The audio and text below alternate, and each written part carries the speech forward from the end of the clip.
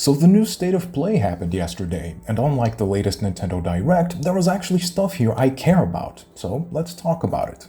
First up, Legacy of Kain fans are apparently eating good.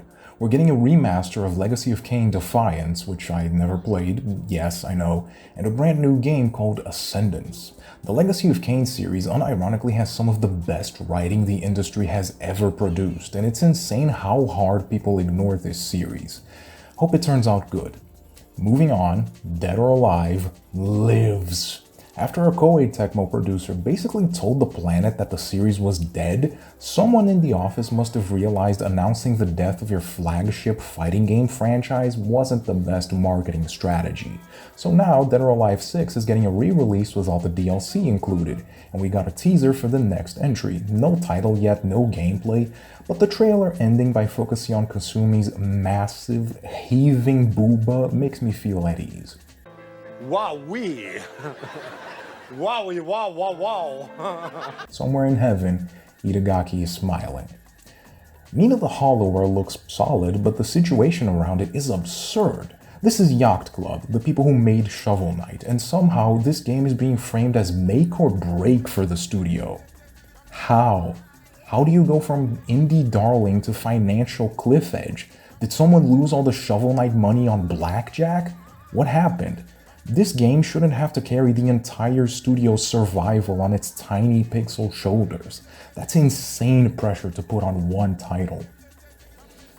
You physically cannot make a stealth game set in feudal Japan without invoking the memory of Tenchu, but Yakoh Shinobi Ops looks like it's borrowing ideas instead of committing plagiarism, which is already a big win in 2026. I'm keeping an eye on this one. Stealth fans are starving.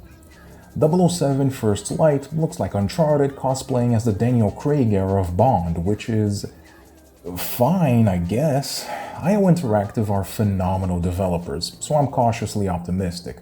But if Bond starts climbing yellow painted ledges, I'm out. And then, somehow, someway, Konami figured out how to make Metal Gear Solid 4 Guns of the Patriots run on something other than a PS3. I don't know what kind of ancient blood ritual was required to port that thing, but Master Collection Volume 2 means basically every mainline Metal Gear game is finally accessible on modern hardware. Big win for preservation. Kudos. But the real shocker? A brand new Castlevania game. Not a remake, not a pachinko machine, a new game. From the trailer, it looks like it might directly follow Castlevania 3, Dracula's Curse. If that's true, this means we're back in the classic timeline. Belmonts, whips, gothic castles, choirs going insane in the background. The protagonist clearly isn't Trevor, so what, his daughter? A long-lost Belmont? Are they finally gonna make Sonia canon? After years of collections, not one of them managing to bring Symphony of the Night and Rondo of Blood to PC, by the way, Konami's slowly stepping back into the ring. Between this and the new Silent Hill, the redemption arc is trying. It's not complete, but it's trying. Oh, and John Wick's getting a video game. That's cool. Hey, remember Marathon? This is a masterclass in how to not get people excited for your game. Revive a beloved IP, remove everything that fans liked about it, and then it turns out that the only thing people actually praised, the art direction, was allegedly stolen.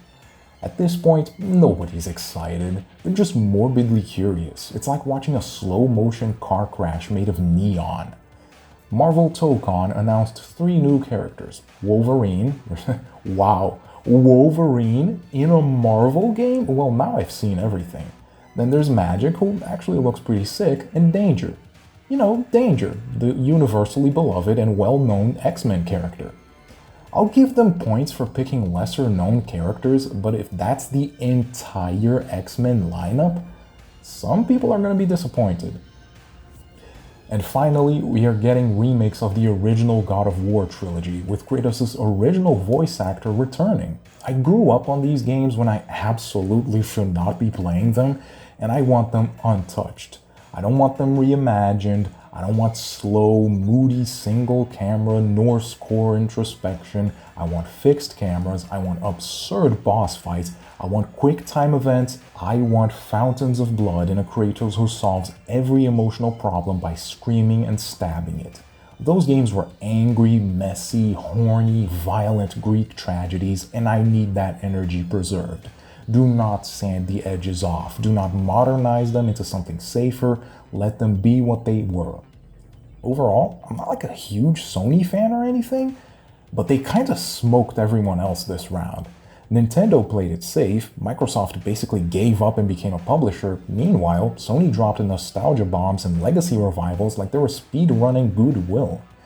But what do you think? What actually got you hyped? And what are you already doom posting about? Let me know in the comments. As usual, if you enjoyed this video, please make sure to like, share, and subscribe. See you next time.